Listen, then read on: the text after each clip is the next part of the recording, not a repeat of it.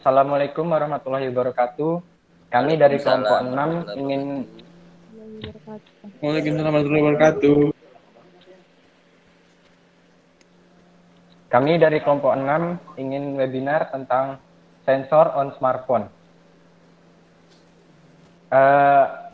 Sebelumnya kami ingin memperkenalkan diri dulu. Saya sebagai moderator M. Nur Sahid, Lokal 7C, dan teman saya.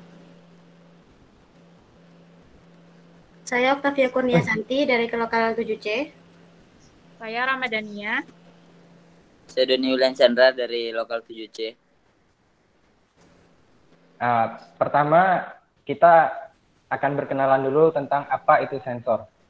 Sensor ialah alat yang digunakan untuk mengukur, menganalisa, memantau suatu kondisi dan kemudian merespon terhadap perubahan sekitarnya.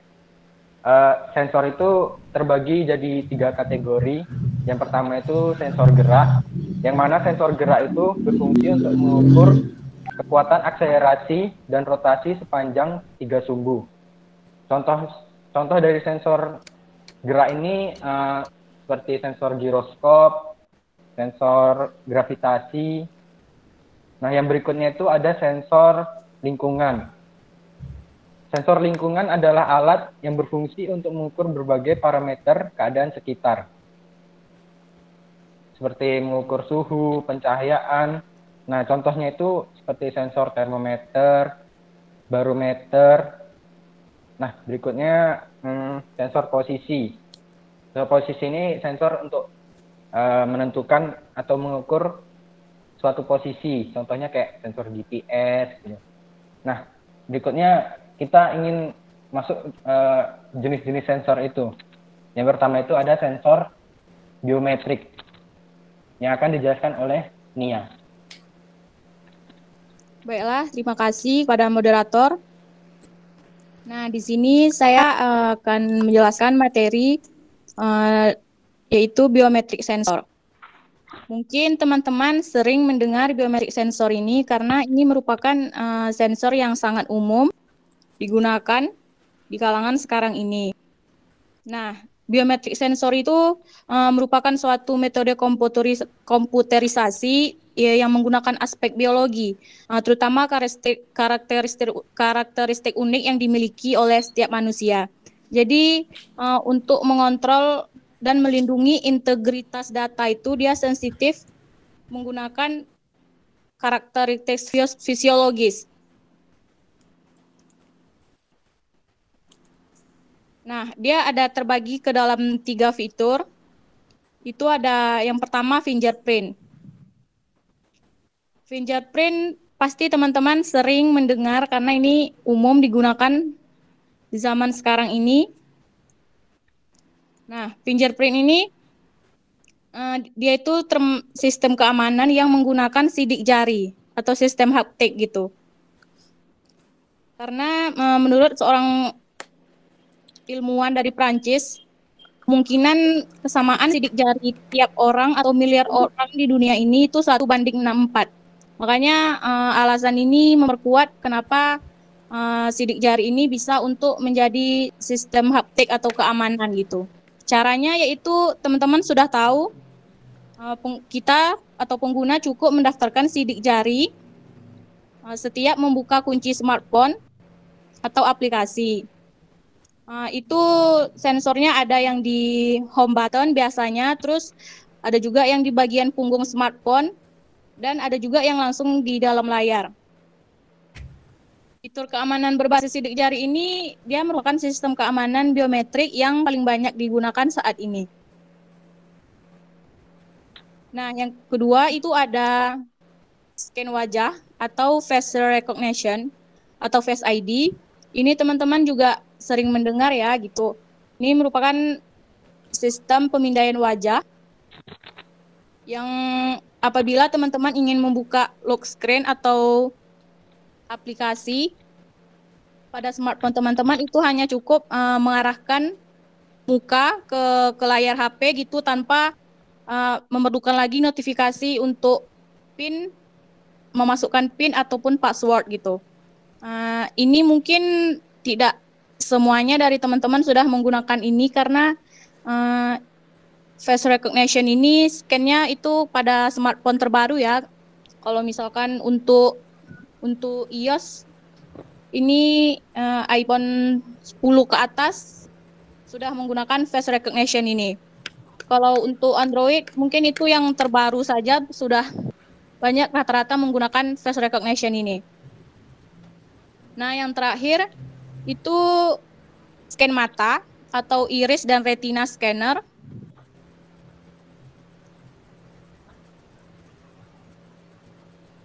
Nah, selain pemindaian wajah, di sini juga bisa menggunakan anggota wajah, tapi khususnya bagian mata saja, yaitu iris dan retina.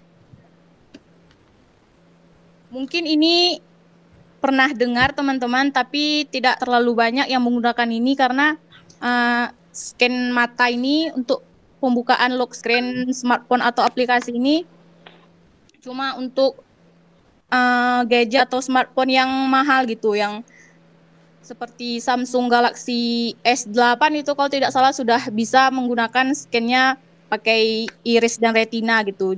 Juga tingkat keamanannya itu lebih tinggi daripada fingerprint dan face tadi gitu.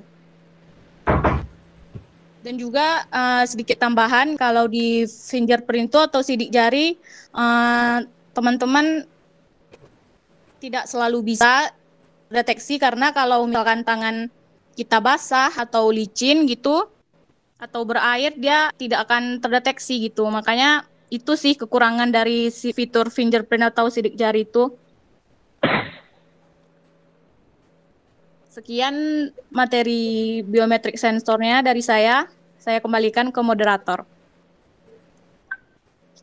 Di sini mungkin saya ingin meralat dan menambah sedikit lah ya. Kalau sensor wajah ini lebih tepatnya seringlah kita temui di di HP-HP low range, mid range itu banyak. Kalau malah HP-HP 2 juta ke bawah itu rata-rata untuk sekarang itu udah banyak menggunakan face sensor wajah ini daripada fingerprint ini gitu. Nah, kecuali kalau iris sensor ini baru kita jumpai paling banyak itu di HP-HP spek-spek ke atas lah, spek flagship atau apa gitu. Nah, berikutnya materi tentang sensor berikutnya yang akan dijelaskan oleh Saudara Octavia Kurniasanti. Oke, terima kasih kepada moderator.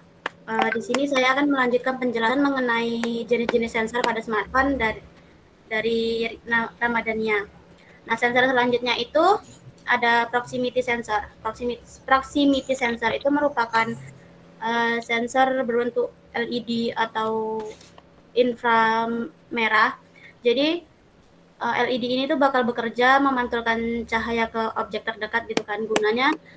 Gunanya sensor ini tuh ketika ponsel digunakan untuk menelpon, ponsel tersebut akan membaca jarak dan membuat layar itu otomatis mati gitu.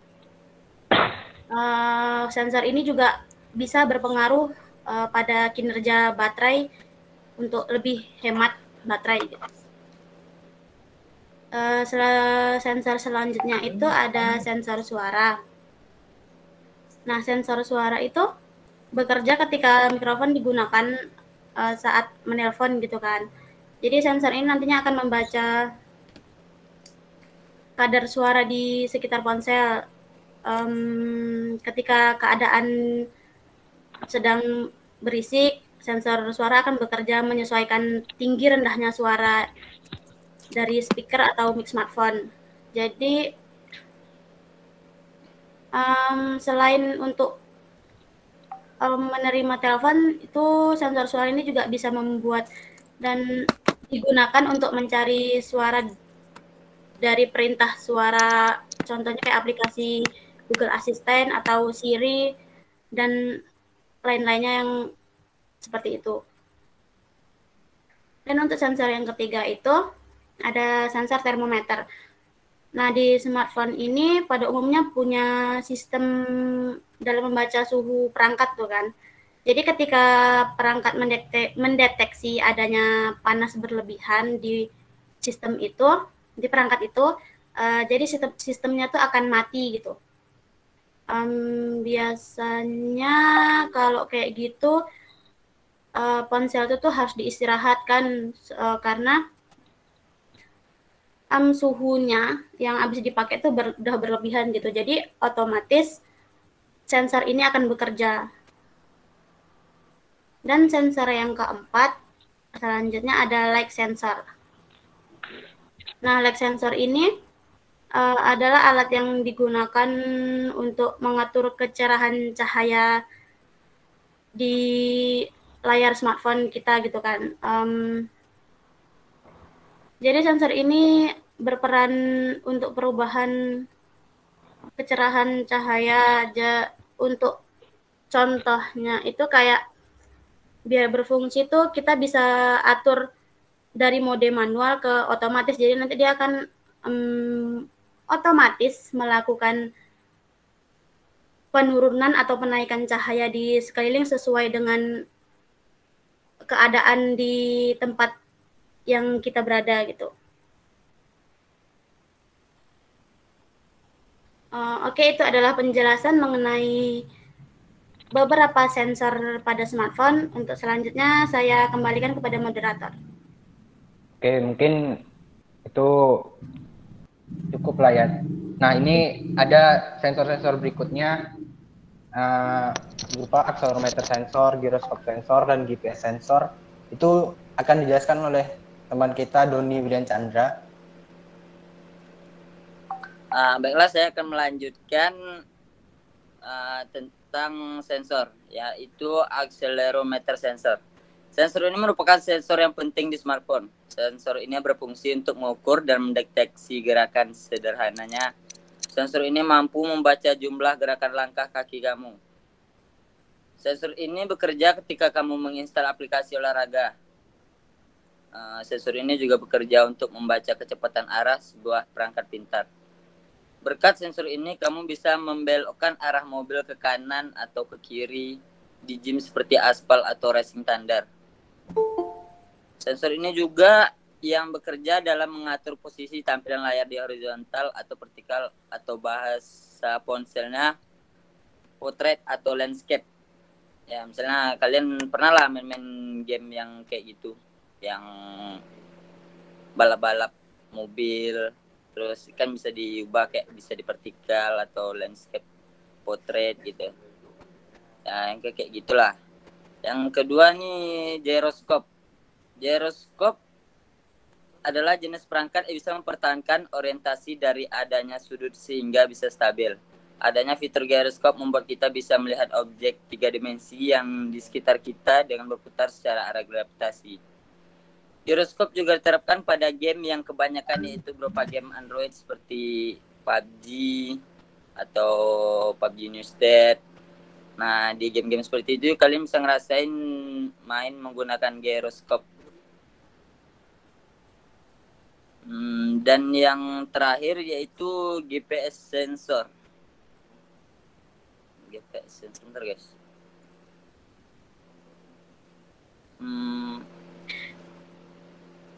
Mana nih? Itu GPS sensor tuh.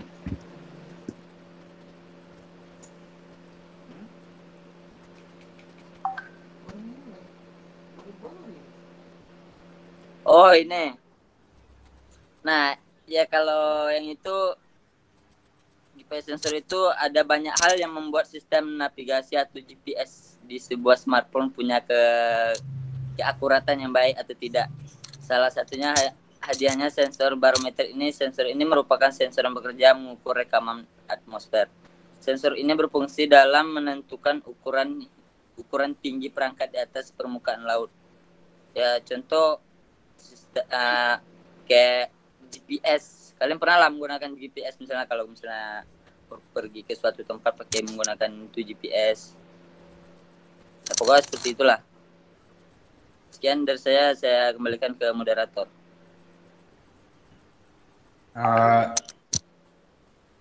Mungkin cukup itu sensor yang kami jelaskan pada webinar ini. Mungkin kalau teman-teman ada yang masih kurang paham atau ada pertanyaan, boleh silahkan komen atau ada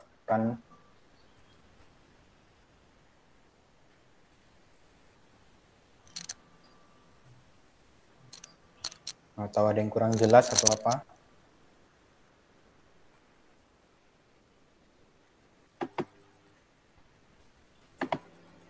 Bang, kalau penanya tanya aja Bang tentang sensor yang barusan dijelaskan buat yang belum paham gitu. Atau ada dari teman-teman apa ini ada tambahan nggak?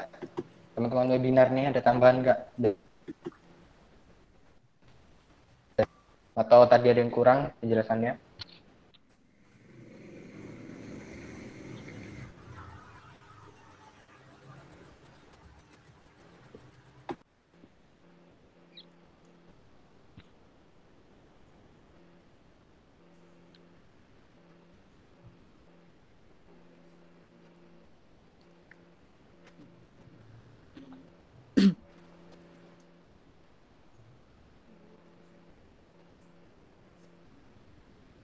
Nggak ada mau nanya gak Bang? Tanya aja Bang.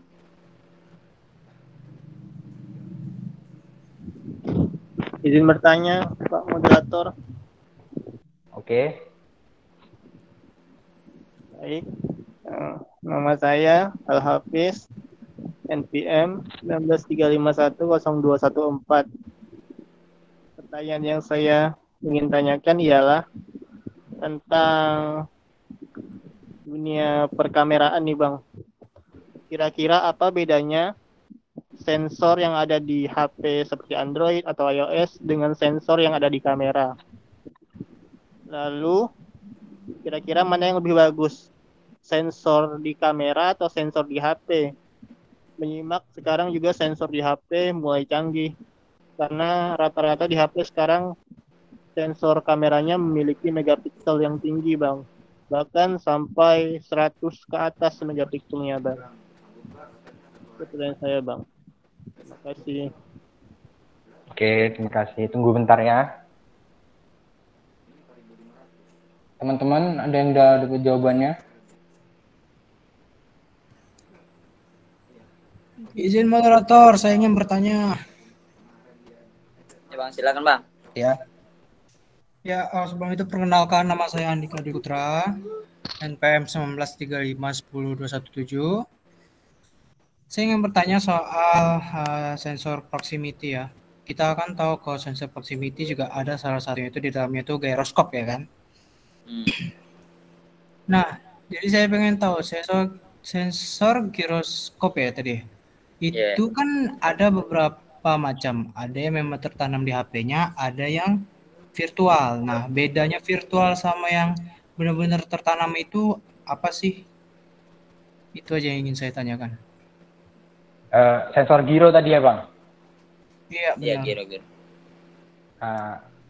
Berarti mungkin maksudnya gyro software dan hardware-nya begitu ya? Iya, benar. Apa sih yang membedakan dari kedua itu? Gitu.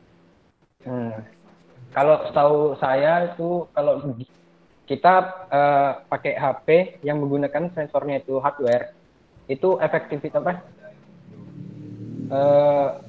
apa ya ngomongnya? Gerakannya itu lebih ngikuti sama gerakan kita lah gitu. Cuma kalau kalau sensornya itu software, itu ada delay-nya gitu dia, Bang. Kalau hardware agak fast respon gitu, Bang. Responnya itu lebih bagus ya hardware. Gitu. Jadi, kalau software dia agak delay gitu. Misalnya kita duluan yang gerakin gyro, baru gyronya ngikut gitu. Kalau kita dulu gerakin HP-nya, baru gyronya ngikut gitu, agak terasa delay-nya. Nah, itu biasanya pun rata-rata semua sensor yang HP low range itu menggunakan sensor software tadi. Tapi kalau mid range itu rata-rata udah pakai hardware semua sampai ke flagship-nya gitu.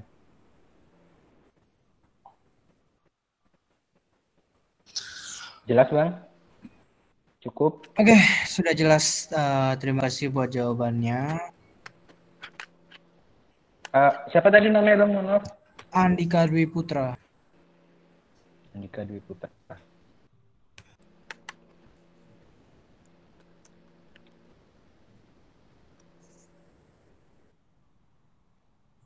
Teman-teman, ada yang udah dapat jawaban tadi dari pertanyaan pertama? Enggak, boleh bisa ditulis ulang gitu di kolom chat. Kolom chat. Gini. Pokoknya intinya apa sih beda kamera HP, sensor pada kamera HP dan sensor pada kamera DSLR gitu lah. Kamera-kamera DSLR atau apa gitu. Soalnya kan HP sekarang udah banyak canggih gitu.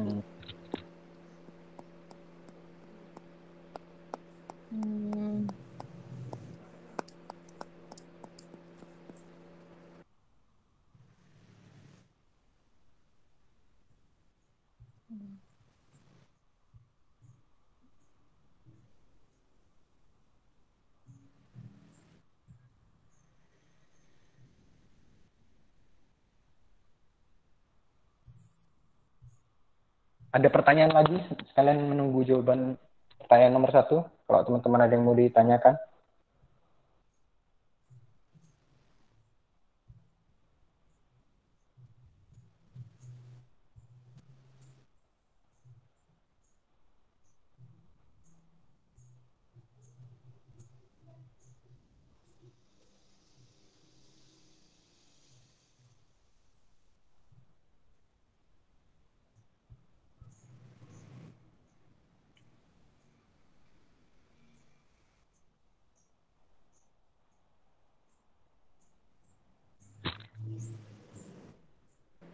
Ini buat yang kakaknya nggak ada mau nanya kah? Kakak yang ada di sini, yang ada di dalam. Bang-abang terus yang nanya dari tadi.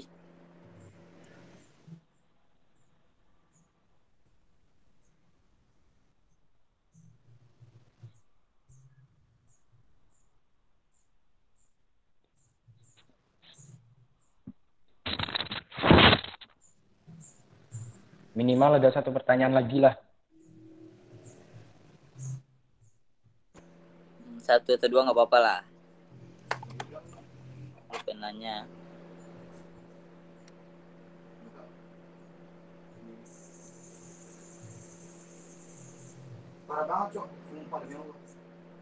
Kakaknya lagi sleeping gitu. Izin moderator ingin bertanya lagi. Oke. Tanya aja Bang. Ya, tadi kita udah perkenalan ya, ada tahu tadi nama siapa. Udah. Saya ingin bertanya, tentang sensor cahaya ya. Ini saya ada beberapa kemarin problem masalah dengan sensor cahaya, di mana sensor di HP saya itu nggak berfungsi gitu. Malah kadang ada di pas cahaya lagi terang banget, dia nggak mau otomatis terang. Biasanya kan kalau kita di bawah terik matahari, otomatis kan cahaya di HP kita kan meningkat kan. Padahal itu udah saya diaktifkan, di bagian otomatisnya itu udah diaktifkan. Nah, itu problemnya di mana sih? Apakah di hardware atau memang dari softwarenya atau memang dari sensornya itu sendiri? Itu aja yang saya tanyakan. Oh, baik. Terima kasih tadi Saudara Andika ya.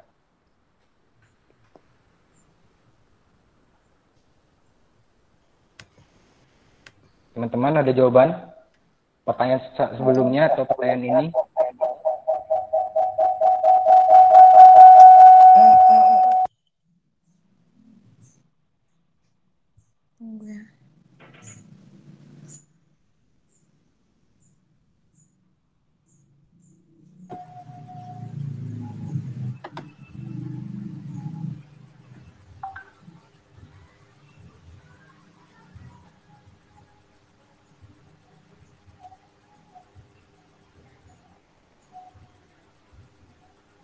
Oke, sebelumnya di sini saya akan mencoba menjawab pertanyaan dari siapa tadi? Maaf, tadi siapa yang bertanya?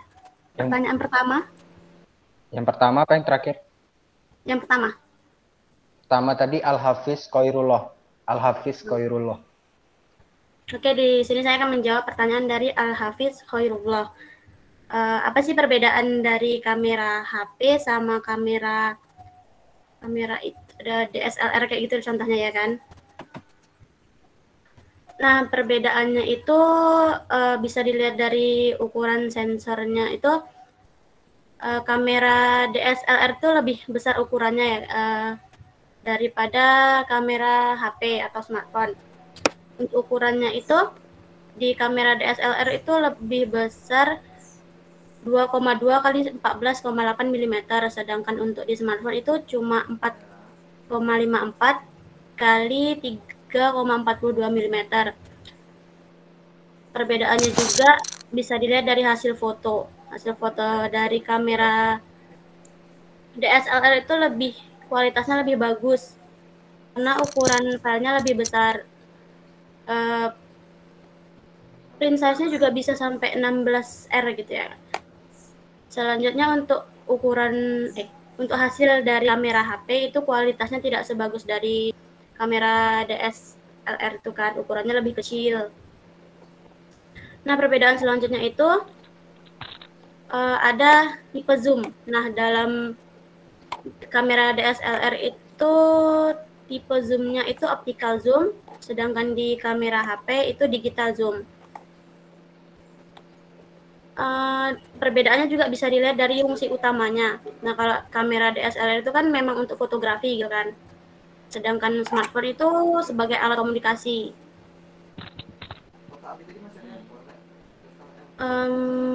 Bisa juga perbedaannya itu dari LED flash.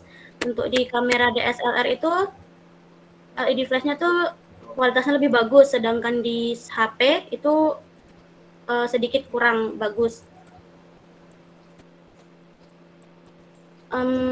Perbedaannya juga bisa dilihat dari portabilitas. Itu untuk kamera DSLR itu lebih portable gitu. Terus bobotnya juga berat, sedangkan kalau HP kan lebih simple, jadi bobotnya ringan, gampang dibawa.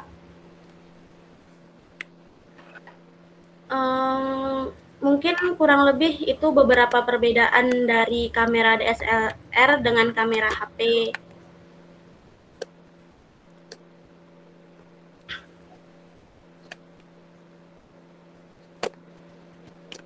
Gimana Saudara Hafiz? Cukup? Baik Kak, terima kasih atas penjelasannya.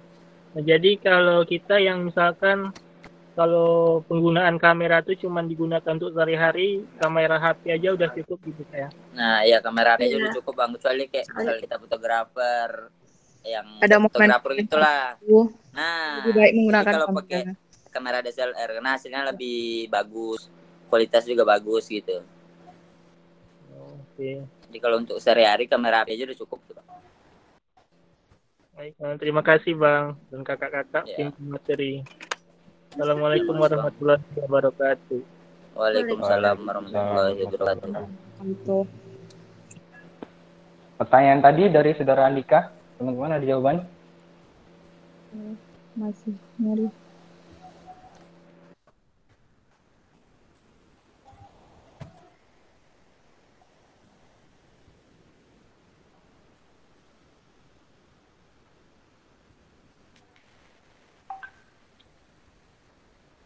Boleh diketik ulang nggak pertanyaannya, moderator?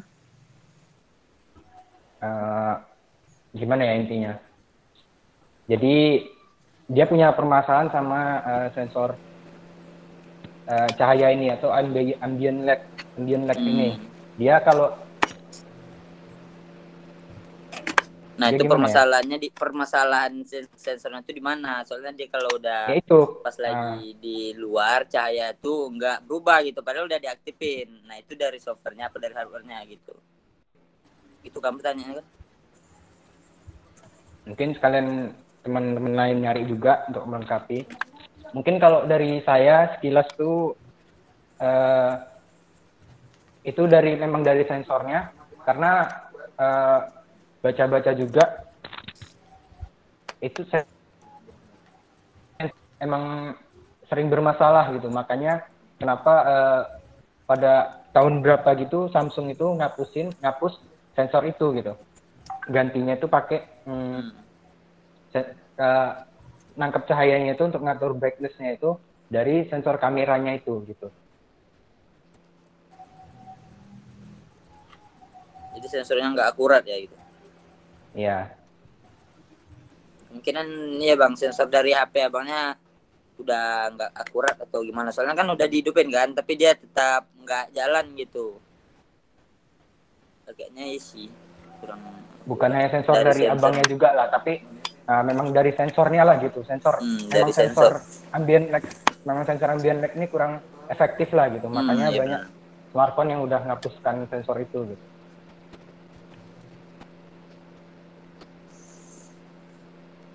Izin menambahkan boleh bang? Nah tambahin aja bang. Mohon maaf nih bang, izin menambahkan karena tadi saya sudah bertanya bang. Kalau menurut pendapat saya nih bang ya, menurut saya itu dia tergantung pada pembuatan apa ya, spesifikasi layarnya gitu. Misalkan yang biasa ada IPS atau TFT. Kalau seperti Samsung kan ya layarnya AMOLED atau Super AMOLED, kita bisa menggunakan layarnya brightness-nya juga kan. Itu yang bang, maaf sebelumnya bang, suara bang nggak jelas bang. Iya bang, nggak jelas bang. Maaf. Bentar bang, bisa diulang lagi bang. Sekarang sudah terdengar bang? Nah udah bang. Sudah bang. Oke, kalau menurut pendapat saya tuh bang ya, yang tadi saya bilang kalau misalkan tiap HP itu dia punya spesifikasi layar yang berbeda-beda gitu loh bang. Kalau misalnya biasanya HP-HP yang biasa gitu kan, dia spesifikasi layarnya itu terbuat dari IPS atau TFT lah bang. Nah, kalau yang sedikit lebih bagusnya, contohnya Samsung lah kita bang ya, kita ambil contoh itu, dia udah pakai AMOLED sama Super AMOLED. Nah itu biasanya abang-abang udah tahu juga lah, Samsung itu kualitas layarnya itu udah cukup bagus lah, brightness-nya juga dapat gitu bang. Itu yang pertama bang, tentang spesifikasi layarnya. Yang kedua bang, saya juga punya pengalaman nih bang, itu biasanya HP-HP yang lama gitu mungkin ada bug gitu bang, atau seperti itu bang. Nah Itu bisa kan jadi biasanya bang. kalau misalnya misalkan contoh saya kan HP Xiaomi Redmi 4X nih bang. Nah, itu kan HP-nya udah lama nih bang. Itu biasanya di tombol, kita kan di scroll ke atas kan ada pengaturan tentang data seluler, wifi.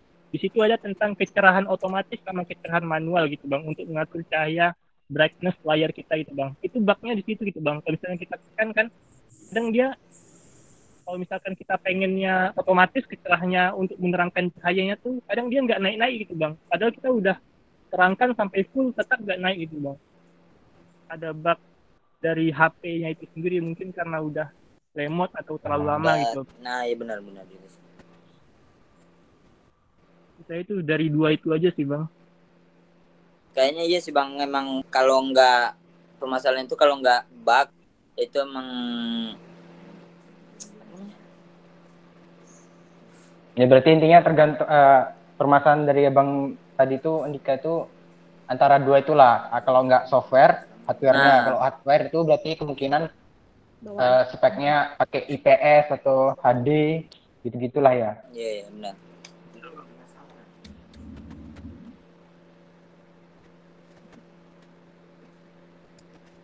Sebelumnya terima kasih Bang Hafiz udah nambahin.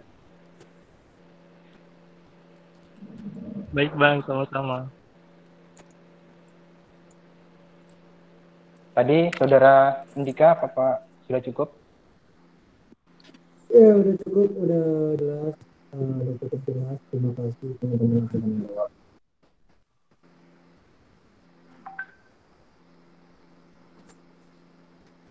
Baik, kalau dari teman-teman lain apa ada pertanyaan?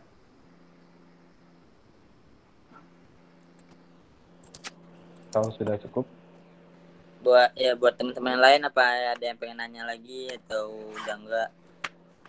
Soalnya waktu kita masih sekitar 20 menitan lagi lah, 10 menitan. Bisa lah untuk jawab satu pertanyaan lagi atau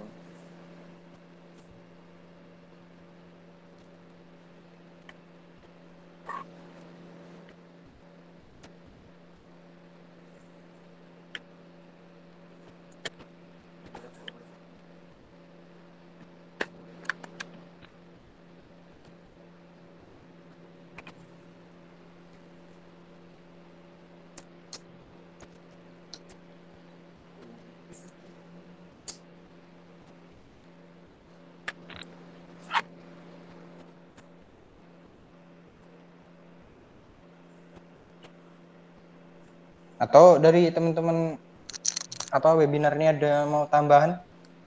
Nah ya kalau ada mau tambahan, mau pertanyaan silakan aja Mbak Kak, nggak apa-apa. Mumpung waktu kita masih ada.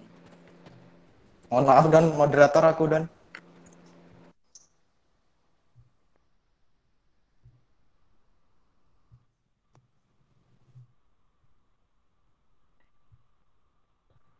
Kalau kau ada pertanyaan Don, penjelasan lebih.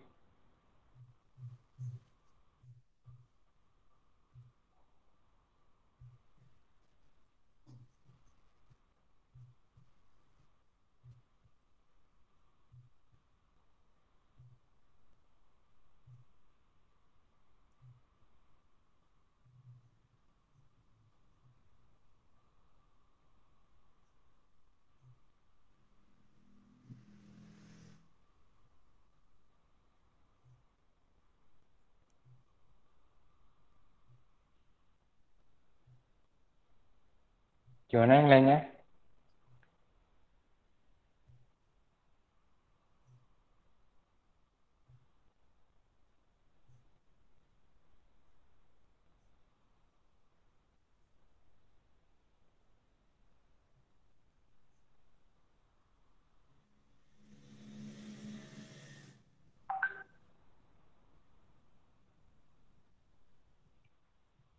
Kita buka paling satu pertanyaan lagi lah, pertanyaan terakhir lah. Belum tutup atau udah jelas? Seharusnya pertanyaan banyak ya, soalnya sensor-sensor smartphone ini pasti sering kita temui dan pasti banyak problem yang kita jumpai.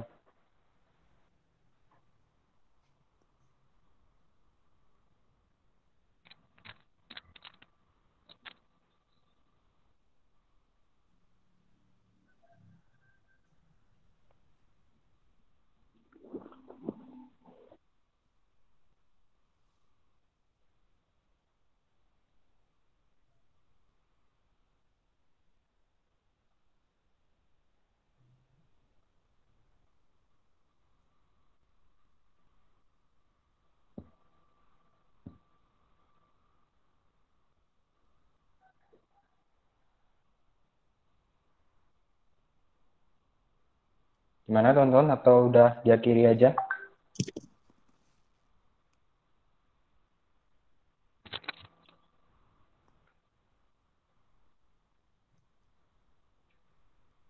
Mungkin berarti nggak ada pertanyaan lagi. Sekian lah ini. Makasih yang udah join, yang udah bertanya juga. Wassalamualaikum warahmatullahi wabarakatuh.